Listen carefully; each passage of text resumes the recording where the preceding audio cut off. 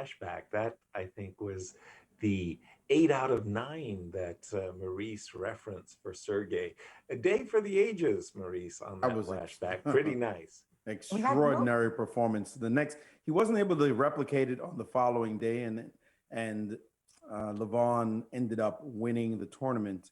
But he gave him a run for the money. It was simply incredible. You win 8 out of 9 in this field, in this kind of like guys, we've elite got a players. mainline Grunfeld underway in the game between Wesley Stoll and Jan Nepomniatchi. It's 10, 12 moves in already as we see this mainline with rook to b1, and the d4 pawn has already left the building, as has the b7 pawn.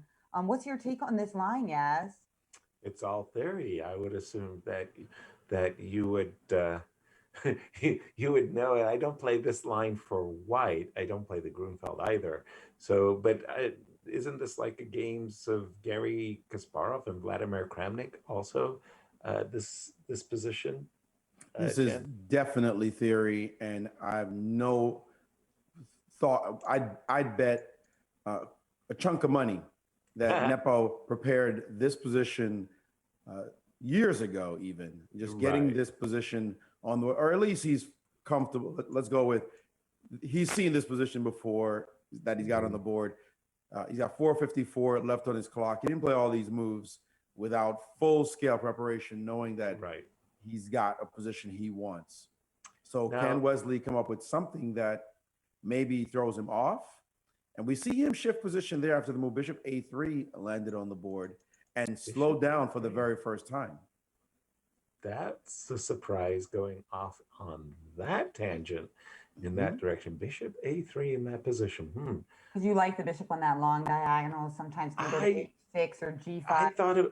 I thought we were going to see rook d1 for sure. Yeah. By the way, even though we didn't mention it, let me just reinforce that.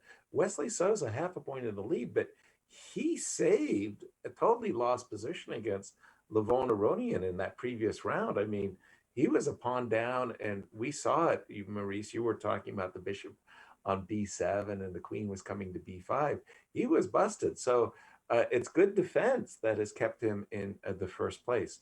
It helped that bishop takes c6 happened too, Yaz. You were pointing out the move queen b5. It was so sweet to have that bishop sitting on that b7 square.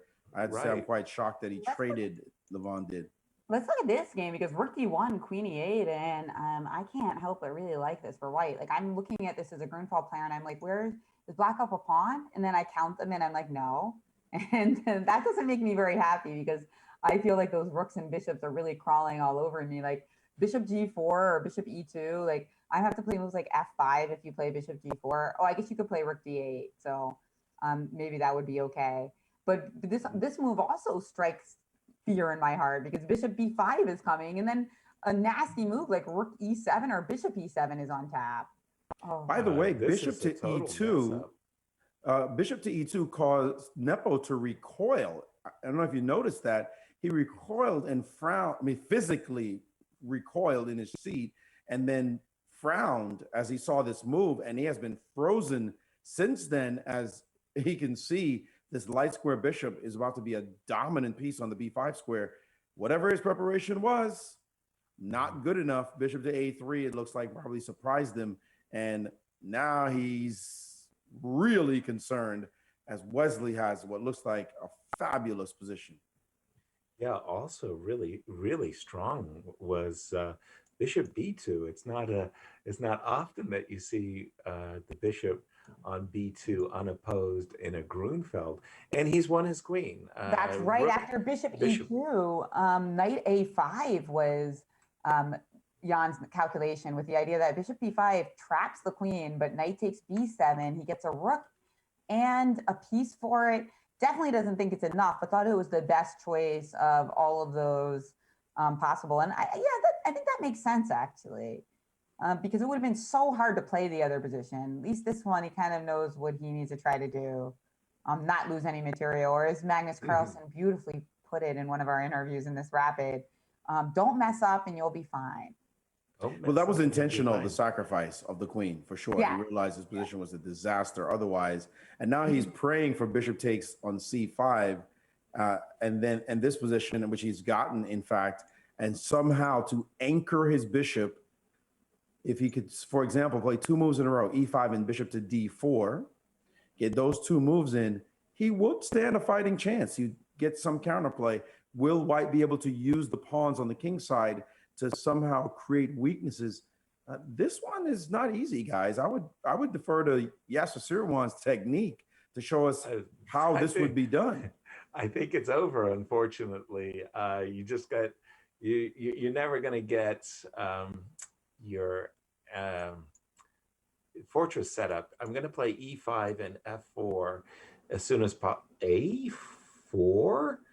Okay, that's a little bit of a head scratcher. I thought that Black just didn't have the time to get an e5. I thought if White had just played f4 and, pardon me, e5 and f4, then it's very easy.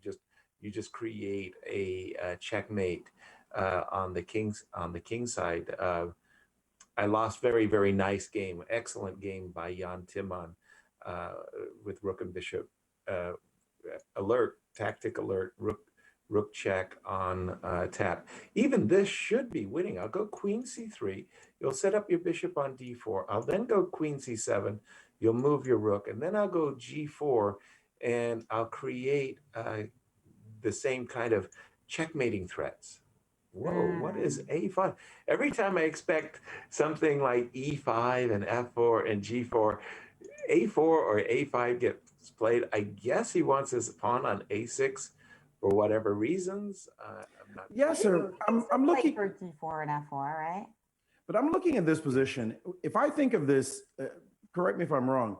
If I think of this as a rook against queen only position, forget about the extra bishop I have.